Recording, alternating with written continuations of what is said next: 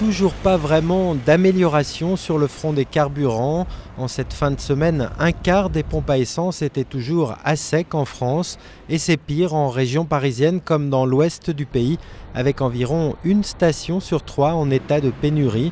La situation pourrait même se dégrader dès lundi car beaucoup de chauffeurs de camions-citernes ont dû prendre ce dimanche leur jour de repos hebdomadaire obligatoire et n'ont donc pas pu livrer leurs approvisionnements.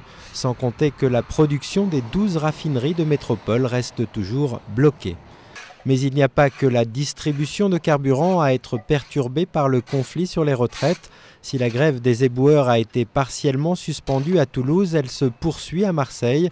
Devant la dégradation de l'état sanitaire de la ville, le préfet a même réquisitionné des agents pour toute la semaine à venir.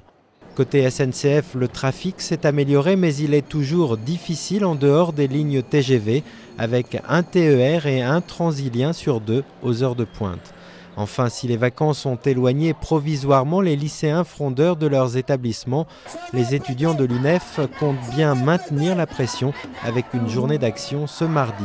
Mais c'est jeudi qui devrait connaître la plus forte mobilisation avec la nouvelle journée d'action à l'appel de l'intersyndicale, la 7e depuis la rentrée.